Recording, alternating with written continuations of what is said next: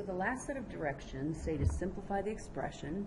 A few of them are already in exponential form, some are in radical form. You can convert if you like to work with one form over the other one. So when I see 10 times this term minus 6 times that term, think of these as variables and they're exactly the same. So if I have 10 of these and I want to take away 6 of those, I end up with 4 of those terms. 25 raised to the 2/3 power. Now you also need to think about, can I simplify this? So if you think about it, you could say I want to take the cubed root of 25, which there's no perfect cube that goes into 25. So I know I can't simplify it, so I don't need to put it in radical form. I can just leave it in that form. So all I'm doing is just adding like terms. 10 of these minus 6 of these is 4 of those terms. All right, so when you get to one like 20, now you have the same kind of thing in radical form, but these aren't like terms. So I need to get them to be like terms. Square root of 6 I can't simplify. There's no perfect square that goes into 6. But with 54, if I think of the perfect squares, 2 squared, 3 squared, 4 squared, I'm looking for a perfect square that I can break 54 up in with it. That's a factor. So when I see 9, 54 is 9 times 6. And that's also kind of a good thing to know that, all right, 54, I really want this to end up with a 6 so I can put those two terms together. That doesn't always happen, but that's what you're really looking for if you can simplify. So when I break this up into 9 times 6, I still have the square root of 54 when I put them together. But now that I picked the 9, the square root of 9 is 3. So I have 2 times 3. Remember, we're multiplying everything here. So 2 times 3 is 6. So I have 6 square root 6 minus 11 square root 6. So all I did is I simplified the 54 into 9 times 6. The square root of 9 I can simplify. 3 times 2 is 6, still times that square root of 6, minus my term 11 square root of 6. Now they're like terms. If I have 6 of these terms and I take away 11 of those same terms, I get negative 5 of those square root of 6s. So I'm just adding like terms after that. But they have to be like terms or you can't do that. All right, same with 21. If you look at 21, they're not like terms. Now this is 13 cubed root 3's. Can't do anything with that.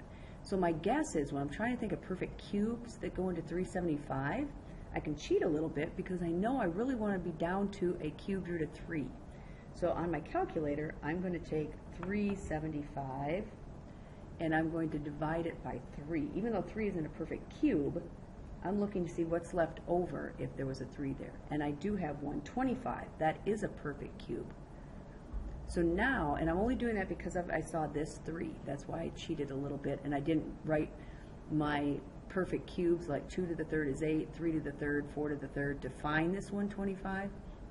I know that I'm looking for the 3, so I'm going to leave this as it is. This now I'm going to break up into the factors of 125 times 3. Again, if I multiply those together, I still get 375.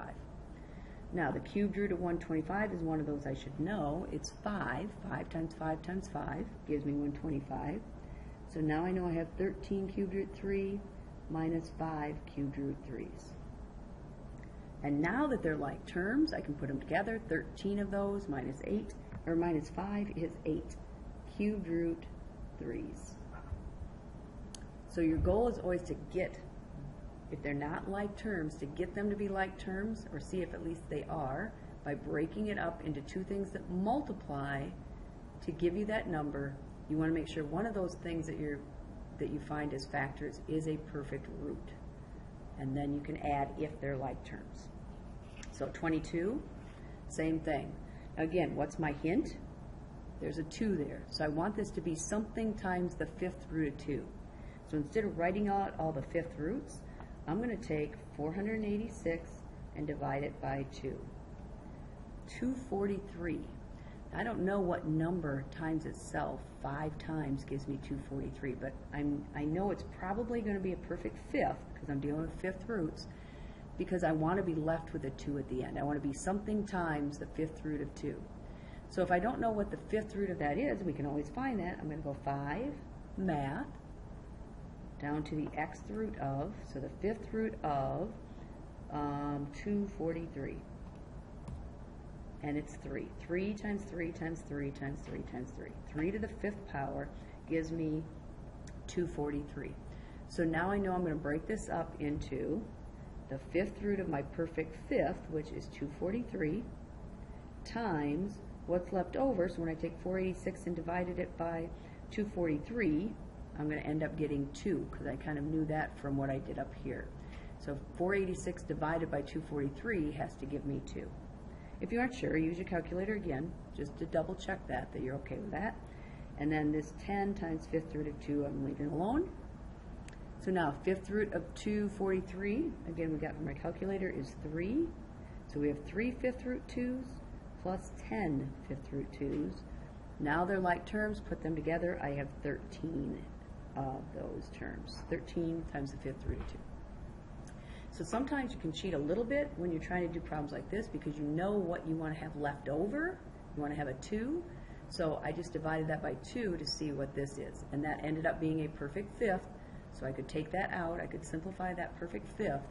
Then I have like terms to add together. Okay, so when you get to ones that are exponential, now remember up here they were exponential, but they were the same term. So we just added them together. With these, they're not the same term. So what I would probably do is I would probably put those in radical form. I think it's easier to work in radical form. So I would say this is 4 times the fourth root of 48 minus 3 times the fourth root of 3 to the first. Oops, I didn't put a 4 there. Okay, so just all you're doing is remember this is your root, and it's 48, and this is 3 to the first. So let's break up the 48. Again, my clue is I probably want to be left with a 3. So if you take 48 and divide it by 3, you get 16. So the fourth root is 16, and the fourth root of 3. So these, again, you kind of got this to go off of to help you out to decide what that is. Fourth root of 16 is 2. So 2 times the 4 that's already there is 8. So we have 8 fourth root 3's minus 3 fourth root 3's. And so when I subtract those, I get 5 of those terms. 5 times the fourth root of 3. So it's probably easier if you put it into radical form, that's your root, and then simplify it from there. Same with number 24. I have 7 to the 1/3, so that's the cubed root of 7. I have 4 times the cubed root of 189. Again, I don't know what perfect cube goes into 189, but I do know I want to be left with a 7. So let's use that information to see if we can figure out what that is. So I'm going to take 189 divided by 7, and I get 27. And that's good because that is a perfect cube. So I know that I'm going to break up the cubed root of 189 into the cubed root of 27 times the cubed root of 7. Now again, how did I find that so quickly? I knew that this is what I wanted my remainder here to be, so that I had like terms. So I just divided by 7 and found out 27 times 7 gives me 189. So now I have the cubed root of 7. Cubed root of 27 is 3, so 3 times 4 is 12. So now if I have 1 cubed root 7 plus 12 cubed root 7's, I get 13 cubed root 7's. Okay? All right, so that's numbers 19 through 24 of the worksheet.